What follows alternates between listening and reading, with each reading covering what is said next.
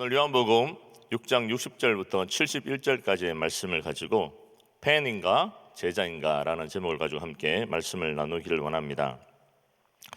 오늘 본문은 두 부류의 사람을 언급하고 있습니다. 예수님을 배반하고 배척하고 떠나는 이들의 모습이 있고, 또 예수님의 제자가 되어서 철저하게 주의 길을 걸어가는 이들의 모습을 보게 됩니다.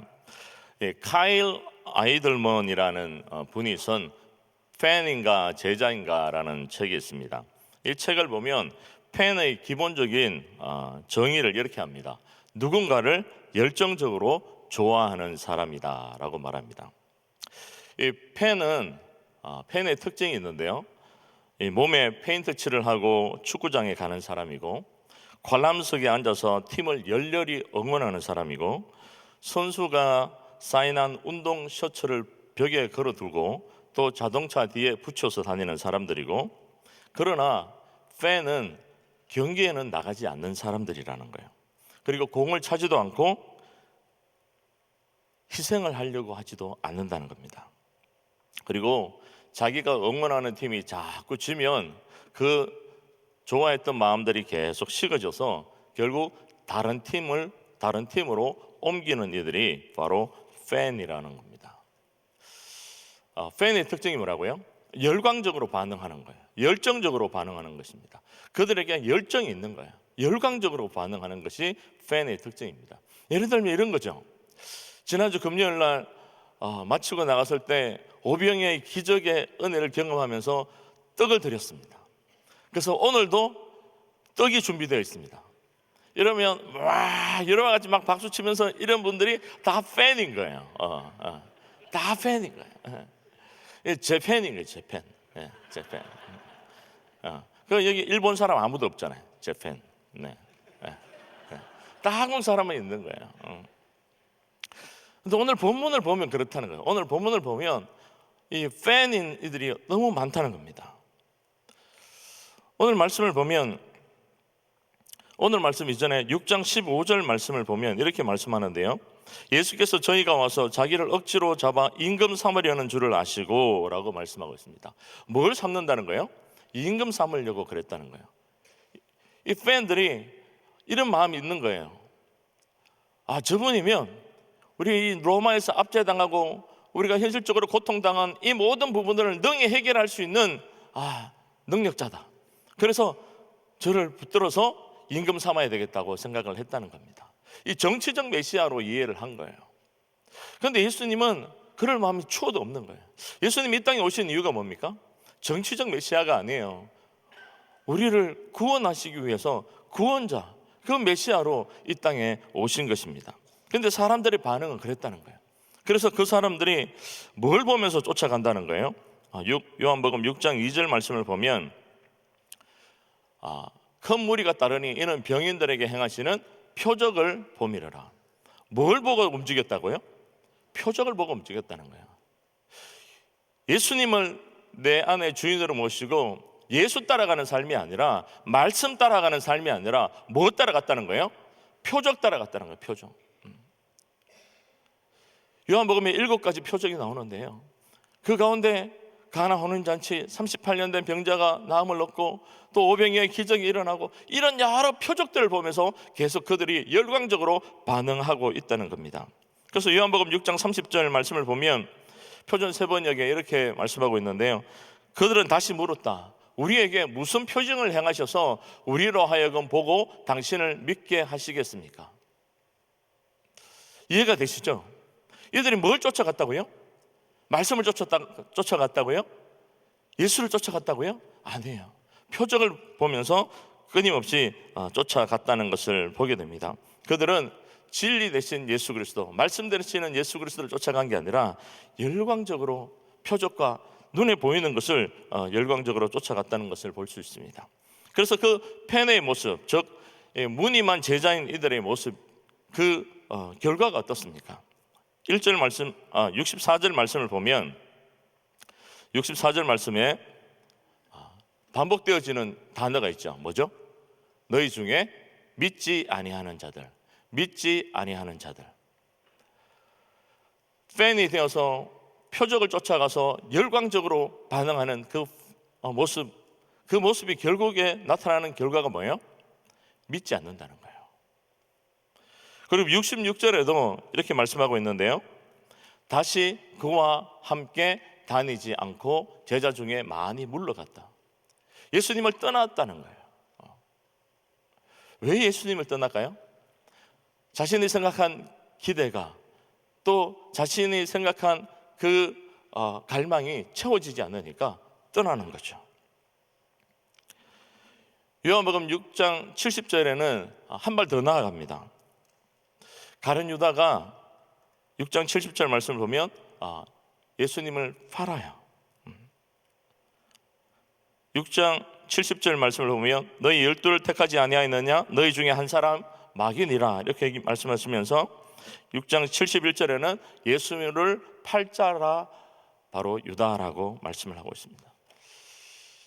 결국은 예수님을 팔게 된다는 거예요. 예수님이 내 삶의 주인 되는 것이 아니라 내가 주인 되어져서 예수를 따라가는 그들의 모습을 보게 됩니다. 팬은 열정적인 마음은 있지만 진리의 말씀을 듣고 반응하지는 않는다는 거예요.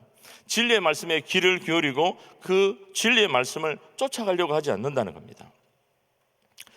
예수님이 가버나움 회당에서 진리를 가르치실 때 60절 말씀을 보면 제자 중 여럿이 듣고 말하되 이 말씀은 뭐 했다는 거예요?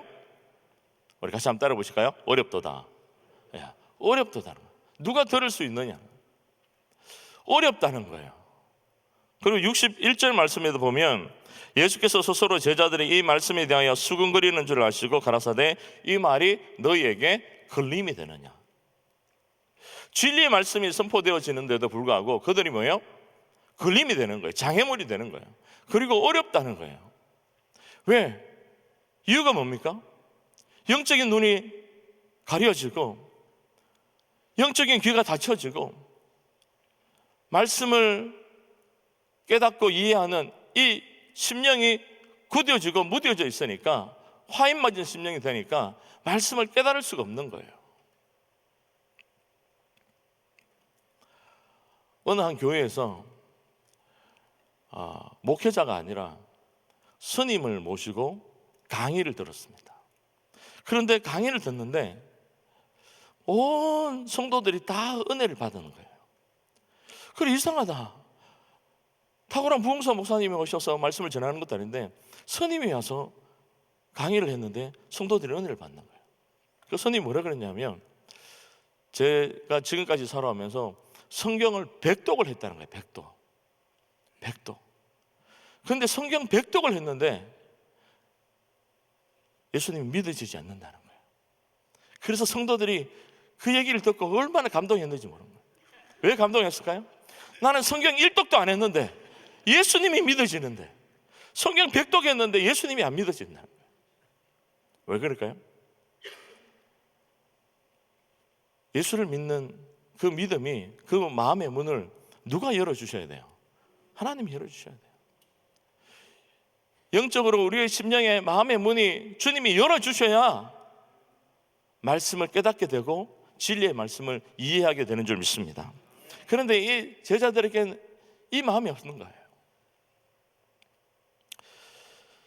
53절 말씀을 보면 그들이 어렵다고 걸림이 된다고 한 것이 뭐냐면 53절 말씀을 보면 우리 저번에 지난주 토요일에 살펴본 말씀인데요, 노랗게 되어 있는 부분 같이 한번 읽어볼까요? 시작. 인자의 살을 먹지 아니하고 인자의 피를 마시지 아니하면 너희 속에 생명이 없느니라. 예수님이 생명의 떡임을 이들이 깨닫지 못한 거죠. 그래서 인자의 살을 먹지 아니하고 인자의 피를 마시지 아니하면 너희 속에 생명이 없다 그러는데요, 어떻게 살을 먹고 피를 마시냐는 거예요. 예수님이 이 말씀을 한 의미는 예수 그리스도를 믿고 예수 그리스도를 영접하고 예수 그리스도와 연합하면 너희 안에 영원한 생명이 주어진다는 것을 말씀한 거예요. 그런데 이들이 뭐예요? 육적으로만 해석했죠. 영적인 눈을 떠서 영적으로 해석한 것이 아니라 육적으로만 해석했어요. 그래서 육은 썩어질 수밖에 없고 무익할 수밖에 없는 거예요. 두 번째, 예수님의 성천을 이해하지 못했어요. 62절 말씀을 보면 너희가 인자의 이전에 있던 곳으로 올라가는 것을 볼 것 같으면 어찌하려느냐 이렇게 말씀하는데, 점점 더 이 페인 이들이 이해할 수 없는 그러한 영적 진리들을 얘기하죠. 이 말씀이 뭡니까? 예수님이 요한복음 1장 14절에 말씀이 육신이 되어 우리 가운데 거하신다 그랬잖아요. 하나님이 인간의 몸을 입으시고 이 땅에 오셨어요. 성육신 하셨죠. 그래서 우리 가운데 거하십니다. 우리를 위해서 십자가를 지시고 죽으셨어요. 그리고 부활하시고 뭐예요? 성천하셨어요. 그런데 이 의미를 이해하지 못하는 거예요. 세 번째 65절 말씀을 보면 내 아버지께서 오게 하여 주시지 아니하시면 누구든지 내게 올 수 없다. 언제든지 내가 마음먹으면 갈 수 있는 것이 하나님 나라가 아니라 하나님께서 오게 하여 주시지 않으면 아무도 갈 수 없는 거죠. 이 하나님 나라에 가는 건 인간의 행위와 또 공로나 명예 이런 부분으로 갈 수 있는 게 아니라는 거죠. 그래서 요한복음 14장 6절은 분명히 말씀합니다. 내가 곧 길이요 진리요 생명이니 나를 말미암지 않고는 아버지께로 올 자가 있다 없다? 없다는 거예요. 아버지께로 올 자가 아무도 없다는 거예요. 그런데 이 진리들을 깨닫지 못하는 거죠. 열정은 살아있지만 영적인 눈이 어둡고 영적인 귀가 닫히고 심령의 문이 굳어져 있기 때문에 보이지도 않고 들리지도 않고 깨닫지도 못하게 되는 것입니다. 끊임없이 예수님은 진리의 말씀을 그들에게 계속해서 인풋해 주셨잖아요. 내가 생명의 떡이다. 나를 믿어야 영생이 있다. 영원한 생명이 내게 있다라고 말씀하시고 내가 너희가 찾는 기다리던 메시아다라고 얘기하지만 그들이 들리지 않는 거죠. 인풋은 진리를 예수님께서 전하고 있지만 아웃풋은 엉뚱한 것이 나오고 있는 것을 보게 됩니다. 며칠 전에 어느 목사님이 챗 GPT라는 것을 이렇게 듣고 저게 뭐지? 참 AI가 참 어떻게 반응하나 싶어서 이걸 한번 쳤어요. 은혜 한인교회 김동철 목사는 누구입니까? 챗 GPT라는 것을 이렇게 이걸 쳤어요. 은혜 한인교회 김동철 목사는 누구입니까? 어떤 결과가 나왔을까요? 잘 들어보세요. 은혜 한인교회 김동철 목사는 미국 캘리포니아에 위치한 은혜 한인교회 담임 목사입니다.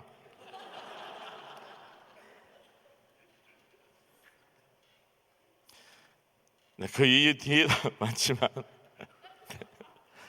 1980년에 은혜 한인교회를 설립하였으며 그 이후로 교회를 성장시키고 많은 사람들에게 하나님의 말씀을 전하고 있습니다. 제가 1980년도에 한국에 있었는데 1980년도에 여기 와서 은혜교회를 개척해서 성장시켰다는 거예요. 인풋은 김동철 목사는 누구입니까? 라고 얘기했는데 나오는 아웃풋은 뭐예요? 엉뚱한 것이 나오는 거죠. 이 펜이 그렇다는 거예요. 이 펜의 특징이 인풋을 계속 바른 진리를 얘기하는데 아웃풋은 계속 자기 얘기만 하는 거예요. 사복음서 내가복음이 아니라 마태복음, 마가복음, 누가복음, 요한복음을 말씀하시는데 그들은 꼭 내가복음을 얘기하는 거예요. 그래서 6장 63절 말씀을 보면 살리는 것은 영이니 육은 무익하니라. 내가 너에게 이런 말이 영이요 생명이라 라고 말씀하고 있습니다. 예수님은 끊임없이 살리는 영이 되어서 그들에게 나를 믿어야 살고 또 영생이 주어진다라고 얘기하지만 그들이 끊임없이 뭐예요? 집중한 건 육적인 부분을 집중을 하고 있는 거죠. 그래서 그들의 이런 팬의 반응을 통하여서 6장 66절 말씀을 보면 이름으로 제자 중에 많이 물러가고 다시 그와 함께 다니지 아니하더라. 결국 예수님을 떠나게 되는 이러한 모습을 보게 됩니다. 더 나아가서 예수님을 파는 데까지 나아간다는 거 말씀을 드렸죠. 급한 사람이 누구예요? 예수님을 모르는 사람이었습니까? 아니면 예수님을 따르는 12제자였습니까? 예수님을 따르는 12제자였어요. 가룟 유다였어요. 예수님과 상관없는 사람이 아니었습니다. 예수님 가까이에서 수많은 표적을 보고 기사를 경험한 인물입니다.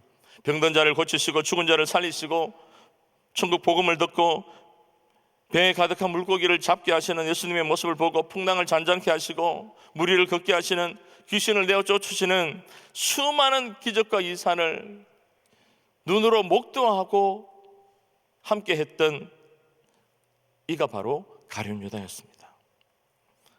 그런데 그가 예수님을 판 거예요. 열정적으로 예수님을 따라가긴 했지만 그러나 그 안엔 진리의 말씀 대신 예수님이 없었던 거예요.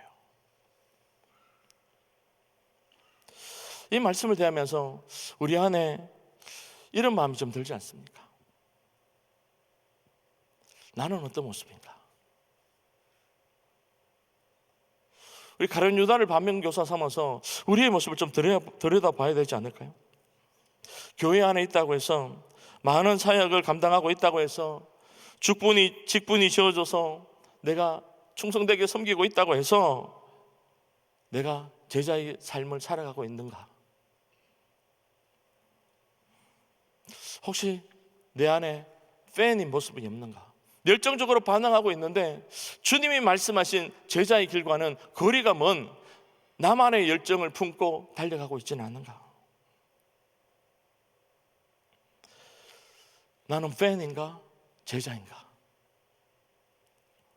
6장 69절 말씀을 보면 팬의 모습과는 다른 참 제자의 모습을 보게 되는데요. 한 절 말씀이 6장 69절인데요. 우리 같이 한번 읽어볼까요? 시작. 우리가 주는 하나님의 거룩하신 자신 줄 알고 믿고 알았삼나이다. 자, 그거 잠깐 띄워주세요. 알고 믿은 게 아니에요. 잘 보세요. 믿고 어떻게 해요? 알았다는 거예요.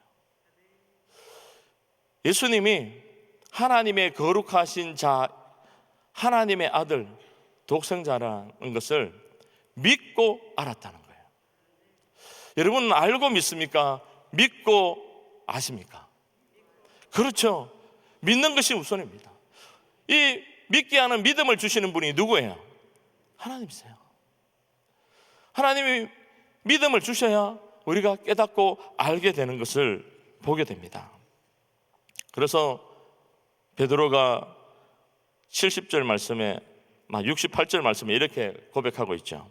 68절 시몬 베드로가 대답하여 주여 영생의 말씀이 계심에 우리가 네게로 가오리이까. 예수님이 이렇게 제자들에게 물으셨어요. 얘들아, 너네도 나를 다 떠나고 다 너네도 다 이렇게 각자 제 길로 갈 거니? 이렇게 물었어요. 그러니까 제자 중 한 사람 베드로가 아닙니다. 영생의 말씀이 당신께 있는데 우리가 어디로 가겠습니까? 영원한 생명이 당신에게 있고 말씀 되시는 분이 주님이시고 그 영원한 생명의 말씀이 당신에게 있는데 우리가 어디로 가겠습니까? 뭘 깨닫고 있는 거예요? 주님이 말씀하신 진리의 말씀을 옳게 분별해서 깨닫고 있는 거죠. 그래서 마태복음 16장 16절에 이 베드로가 위대한 신앙 고백을 하지 않습니까? 물론 성령의 조명하심 가운데서 고백하지만 시몬 베드로가 대답하여 가로되 주는 그리스도시요 살아계신 하나님의 아들이시니라, 이렇게 고백하는 거예요. 하나님의 아들이시고 구원자 메시아임을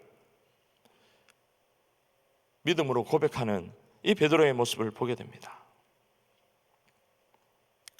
그러니까 이 베드로가 예수님을 부인하기도 했지만 그러나 부활하신 예수님을 다시 만나고 성령의 놀라우신 은혜를 경험하고 난 이후에 사도행전 4장 18절부터 20절까지의 말씀을 보면 예루살렘 공회원들이 협박하고 핍박합니다.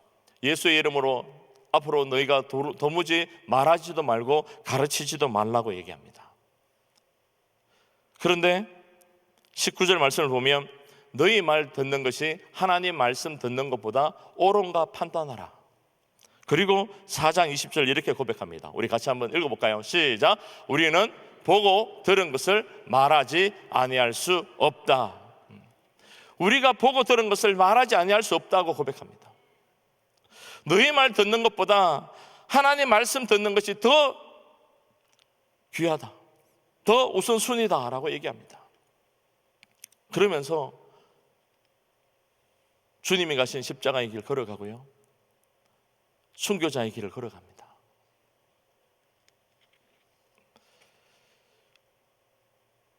제자 베드로는 팬이 아니었어요. 제자였어요.